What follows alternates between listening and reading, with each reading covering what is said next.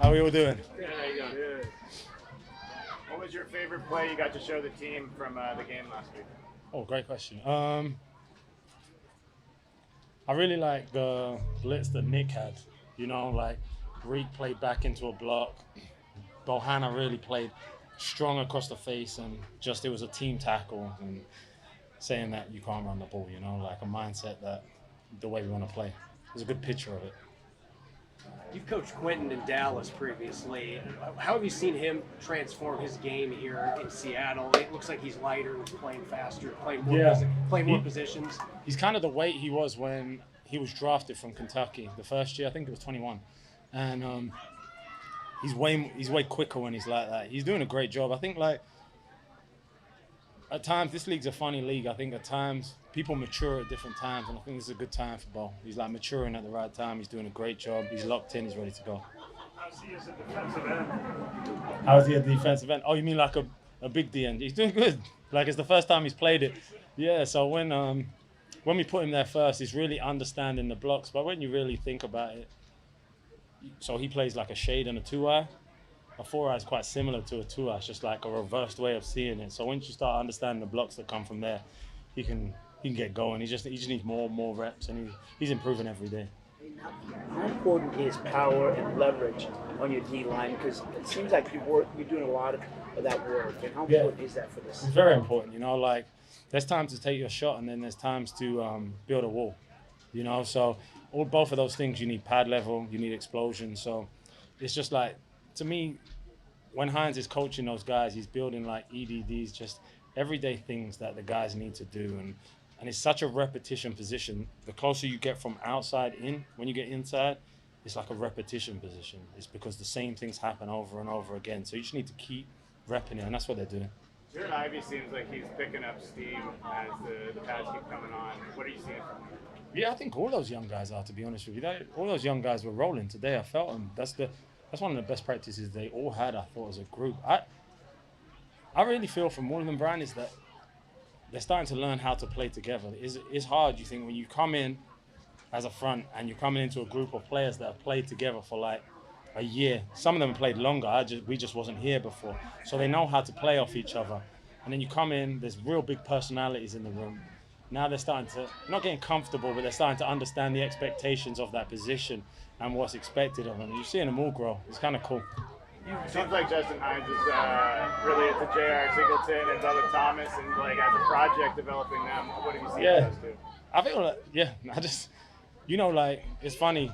You asked me about the game, and I feel like one of the best things about this staff is like Mike knows we all haven't got the answers, you know, and I feel like Jay Hines is growing. Like what he's doing now with the front is like they're head and shoulders of where they were before, and it's cool to see him growing. He's developing the young guys. He's doing a great job. You mentioned that players mature at different times. Tyreke Smith had a really interesting journey. Started here, then was in Arizona, comes back, different coaching staff. What have you seen from him since he came here last fall, early in the season, to now progressing in this defense? He played a different defense under Pete Carroll, obviously. Yeah, I've seen way more. Like the thing personally I've seen is consistency, consistent edge play in a run and a pass game. He has good technique, and he plays it down after down. That's what you ask from a player, you know. And then you mix it with his athletic ability, then you start to see the player kind of flourishing. Sorry. I'm so sorry. No, you're all right. Your pause, I thought. What kind of opportunity does Oklahoma have here today? And what have you seen with him? I think all those young guys have opportunity here, you know. Like, they come into a room that's got... We spend a lot of time talking about the D-line here. So, like, I feel with that position group, but all position groups, the more competition you have in that room, the better the standard of players. When you play a rotational-based defensive line, you're rolling people in, rolling people out. People have to learn to maximize plays.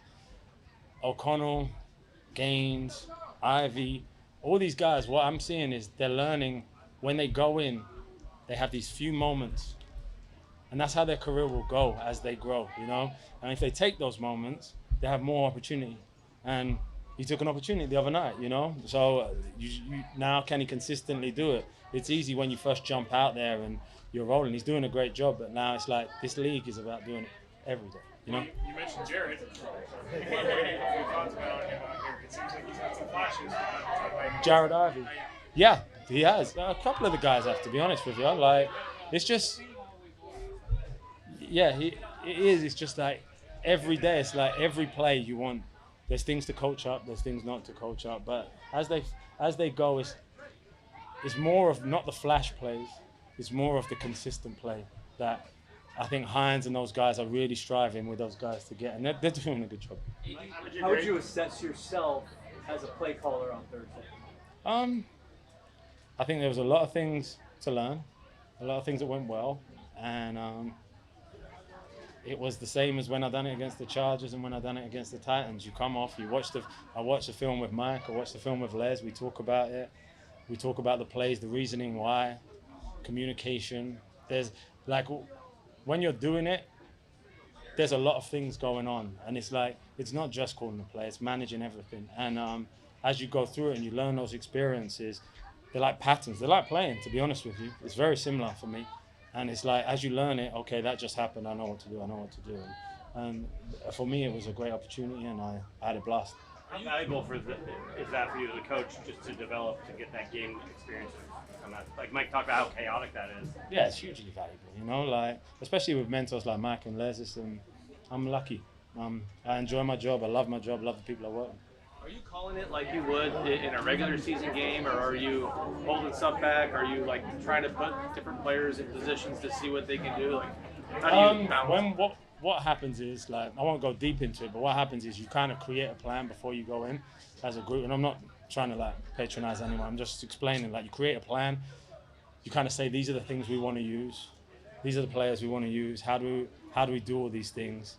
And we create a small menu, because ultimately in these situations, you've got to give these young guys a chance to play fast and free. So like having a menu that's tight and compact allows them to do those things. So it's just working through those, and when we've agreed that's what we roll with. How do you feel about the chemistry, camaraderie among the coaching staff? Obviously, a whole new offensive group in there. The whole coaching staff. Coaching staff compared to where you were last year. Yeah. It's like there's people like Mac Brown and Frizz. They've been here, so like I'm real close with those. Clint, I know his brother from Dallas, so I've always talked to him. To be honest with you, I feel like the whole team is, a year onwards, is really gaining that connection. Like it's an ongoing growth, and you just keep having to put into it, and you have to be willing to make time to say those things important. Mike does a really good job of that, and I think if we can stay on that path and keep doing it, the sky's the limit in that world. Yeah. The standard in the DB room, how is it reinforced? I think the standard in the defense alone is established by all of us. I think we talk about it a lot. We try and live it, and I think all the coaches and the players do a really good job right now of calling if we don't do it. Within the DB room, part of, like, but I think it's important that our coaches build their culture within their room. Like, the defense is the defense. I want those units to believe they're the best on the team, and they compete to be the best on the team. So the standard and that's built with K. Scott, Spoon, J. Love, Kobe, Reed. They're building that themselves and coming together, and they input that into the defense, and I think that's where we'll flourish. How would you describe the standard that K. Scott has kind of established? I think they expect to be the best, but then you have to understand what that means and how you attain it. Like, it's an ongoing day-to-day basis of work, consistency, understanding, communication, all the things you talk about in any group excelling. And K. Scott and Jeff do a really good job of pushing out on those guys every day. And to be honest with you, they're doing it too. You be able to have a player caliber Richard Sherman just on the sideline talking up your defensive backs between plays. Yeah, I think that's it. I just think when teams I've been on and the legend players come back and they share with the players, it's some of the most important thing of football. Because it's not just technique, it's experience, it's understanding of the moment, it's understanding how important little things are, and it reinforces everyone's message. So like, you can't put a value on things like that. Mike's talked a lot about trying to balance the pacing for Nicky Manwari as far as learning to play both different positions. How have you felt about the way that pacing has gone here in his first training camp and trying to bring him along at the right speed? Yeah, I think like we really understand that when he's playing, but so far it's so good. I think Jeff Howard works with him a lot and does a good job of compartmentalizing all the different areas and understanding how he works in different areas. Like I think when players play multi-positions, they have to have a way of learning that can put themselves in that space at that moment in time, because it is difficult. You don't want to become a jack of all trades and a master of none. You want him to like all his athleticism, all his skill, all his technique to come out, you know? So it's an ongoing thing, and I think we'll see the end product or the kind of fruits of that as he plays. Where are things at with the third cornerback? Do you feel like Job has kind of grabbed a hold of that spot, or is it still up for grabs? Yeah, I think like all of it is an ongoing thing. Like me and Mike talk about all the time. I think Job is competing. He's doing his best out there, and we'll just see how it plays out. Where could Shaq fit into that? Look like he got some significant. Yeah, like I said with the D line. Like I know it's like I don't want to just keep saying the same thing, but it's like you can ask about the D line. We've got D-Law, D-Hall, Boye, Chenna's coming on in his rehab when he comes back one day. Like all these things, the more players that you have that are starter caliber players, the competition of play goes up. And people understand to do that stuff, like that's when you're playing your best football. And I think if you create the standard which you asked about and you have all these things, then the people that play, they play for a reason. And then other people will own a role, and then they maximize that role, and then their role might change. That's just how, like, to me, that's competitive football, and I think Mike agrees with that, and that's how we see it. Mike's ability to be clear in his communication, setting the standards, and that is a growth mentality that's competitive. Can you talk about that? Because even Clint talked about how it's competitive, but it's a growth mindset.